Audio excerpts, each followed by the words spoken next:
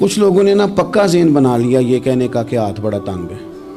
پکا آپ جس وقت پوچھ لیں ان کا ہاتھ اور بڑا ہی زیادہ تنگ ہے. آپ یقین کریں بہن کا جو خامند ہے وہ کہہ رہا ہے جا حصہ لے کے آ, تیرے بھائیوں کی کمائی تو نہیں تیرے ابا کی ہے, لے کے آ. وہ بیچاری اس کی منتیں کر رہی ہے, کہتی ہے اگر جاؤں گی نا تو وہ کہیں گے حصہ لے جا, آج کے بعد ہمارے گھر نہ آنا, میرا دروازہ نہ بند کرو, مہربانی کرو.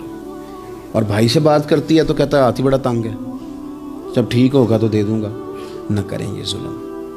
ہمارے اپنے تڑپتے رہتے ہیں اور ہماری دولتیں اندر پڑی رہتی ہیں. ہمارے اپنے چھوٹی چھوٹی ضروریات کے لیے پریشان ہوتے ہیں, لیکن ہم بڑے بڑے بہانے ہیں ہمارے پاس. کہتے ہیں یہ نکما ہے, یہ نکھٹو ہے, یہ کام نہیں کرتا, اس میں فلانا ہے, بے فلانا ہے, بلے میں نے نہیں ساتھ چلنا. اظہار جب آپ کے اندر پیدا ہوتا ہے نا, اظہار جب کسی کے لیے آپ حساس ہوتے ہیں تو آپ کو بھی سرور حاصل ہوتا ہے. نہ کریں یہ کام کہ آپ کو اللہ نے وسعت دی ہے اور ہر وقت آپ ہاتھ تانگ ہونے کا رونا رو رہے ہیں. ہر وقت آپ یہ کہہ رہے ہیں میں بڑی آزمائش میں ہوں, جب خدا نے آپ پہ نہیں ڈالی. تو اتنے جھوٹ بولنا صرف اس لیے کہ میرے پیسے بچ جائیں, صرف اس لیے کہانی سنانا کہ حالات میرے بڑے خراب ہیں کہ کوئی بندہ میرے سے کوئی تھوڑا بہت قرض نہ مانگ لے. سنو, نبی پاک صلی اللہ علیہ وسلم کے پاس مہمان آ گیا, بخاری مسلم ہے. حضور نے ازواج مطہرات کے گھروں میں پیغام بھیجا, کچھ چیز ہے ضیافت کے لیے؟ یا رسول اللہ کچھ بھی نہیں, یہ دو جہاں کے شاہ ہیں اور پاس کچھ رکھتے نہیں, دو جہاں کی نعمتیں ہیں ان کے خالی ہاتھ میں. یا رسول اللہ کوئی چیز بھی نہیں. حضور نے صحابہ کے مجمع پہ نظر ڈالی, یا رسول اللہ صلی اللہ علیہ وسلم حکم ہو. تو حضور فرمانے لگے تم میں سے کوئی بندہ ہے جو اسے گھر لے جائے روٹی کھلائے؟ ایک صحابی اٹھے فوراً, حضور میں لے کے جاتا ہوں کھانا کھلاتا ہوں. فرماتے ہیں میرے گھر میں صرف بچوں کا کھانا تھا, یہ نہیں کہ فریزر بھرا ہوا ہے نعمتوں سے, صرف بچوں کا کھانا. یہ نہیں کہ کسی کو دیکھ کے اپنی ہنڈیا پہ برتن دے لیا, صرف بچوں کا کھانا. کہتے ہیں گھر گیا, بیوی سے کہا کیا کیفیت ہے؟ کہنے لگی بچوں کی روٹی ہے. میں نے کہا بچے سلا دے, صبح ناشتہ کر لیں گے. تو کہنے لگی آپ کیا کھائیں گے؟ تو میں نے کہا نہ میں کھاؤں گا نہ تو کھائے گی, مہمان جو نبی پاک کا ہے. کہا اچھا اب ذرا تجویز دیکھو میاں بیوی کی سوجھی آپس میں. کہتے ہیں کھانا لگا دینا کیونکہ ایک آدھ بندے کا کھانا ہے. اپنی غربتوں کا ہر جگہ اظہار کرنا, رونا رونا. یہ دیکھو غربت کیسے چھپائی جا رہی. اس کو کہا نہیں کہ چل تو تھوڑا رحم کھا, تو آیا ہے تو تھوڑا رحم کھا, یہ نہیں کہا.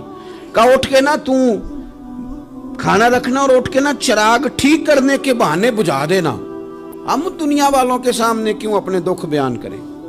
ہم جو کہیں گے رب رسول کی بارگاہ میں کہیں گے. تو نا چراغ ٹھیک کرنے کے بہانے. اہلیہ اٹھی, کھانا دینے کے بعد چراغ ٹھیک کرنے کے بہانے بجھا دیا. خامد بھی ہاتھ چلاتے رہے, بیوی کبھی برتن رکھتی کبھی اٹھاتی, پتہ چلے کہ کھانا کھا رہے ہیں, کھانا کھایا جا رہا ہے. کہتے ہیں مہمان پیٹ بھر کے کھانا کھا گیا. یہ کام ہوا رات کے اندھیرے میں, اس وقت ہوا جب چراغ بھی بند تھا, اس وقت ہوا جب کوئی دیکھنے والا نہیں تھا, کسی پڑوسی کو بھی خبر نہیں تھی. فرماتے ہیں صبح کے اجالے میں اس مہمان کو لے کے مسجد نبوی میں نے قدم رکھا تو نبی کریم نے فرمایا رات جو تم نے کام کیا ہے نا اسے دیکھ کے میرا رب بڑا مسکرایا ہے, اللہ بڑا مسکرایا ہے. اللہ تر دامنی پہ شیخ ہماری نہ جائیے, ہم دامن نہ چھوڑ دیں تو فرشتے وضو کریں.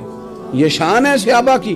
نبی کریم علیہ السلام نے فرمایا رب رات مسکرایا تیرا یہ انداز دیکھ کے, اور اس نے قرآن نازل کیا وَيُبْصِرُونَ عَلَىٰ أَنفُسِهِمْ وَلَوْ كَانَ بِهِمْ خَصَاصَةٌ. کچھ لوگ وہ ہیں جنہیں بڑی بھی ضرورت ہو تو دوسروں پر احسار کر دیتے ہیں, قربانی دے دیتے ہیں. رب مسکرایا ہے, اندر پیسے رکھے ہوئے ہیں, اندر پیسے رکھے ہوئے ہیں.